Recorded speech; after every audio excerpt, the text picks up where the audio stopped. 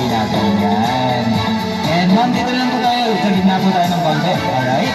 So, good evening po sa ating lahat. And sa ating birthday celebrant, walang iba, kundi si Ma'am May Guani.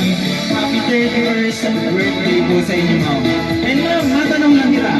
May idea ba kung kanino galing yung surprise ang ito para sa inyo? Parang meron. Ayan, wala pa. Pero parang wala. Pero ito na surprise din muna ito, ma'am. Meron din po silang pinadalang message na babasahin ko na lang din po para sa inyo. Alright, basahin ko na lang po yung message nila. Hi, Frenny ko. Happy 31st birthday. I love you, friend. Miss ko na ang nag-iisa kong friend. See you soon. I hope na nagustuhan mo tong surprise ko para sa'yo. Have a blast, friendly. Basta walang magbabago. Ikaw ang nag-iisa kong best friend. Sarang Hay from Jelly Ann. Ayan pala po naman natin ang ating birthday celebrant, Ma'am May Ann. Umiiyak si Ma'am. Ayan ma'am, hingin na lang din po yung namin yung message nyo para sa ating center para kay Ma'am Jelly Ann. Ready na! Ready na!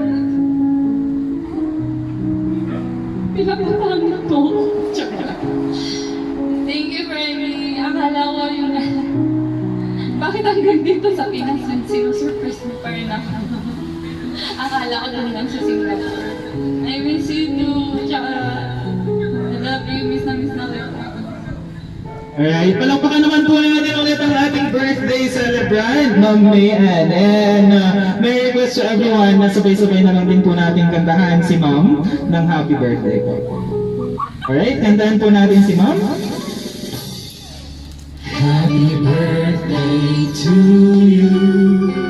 Happy birthday to you. Happy birthday, happy birthday. Happy birthday to you. Alright, yung mga guys naman po sabay-sabay. Happy birthday to you. Balakpakan naman dyan. Happy birthday to you. Balak, baby. Happy birthday, happy birthday, happy birthday to you. Alright, ma'am, and meron po tayong special cake. Ayan, and ma'am, before we blow the candle po, wish na lang po muna tayo. Okay? Alright, and blow the candle. Alright, once again, happy 31st birthday po sa inyo, Ma'am May Ann. And picture na lang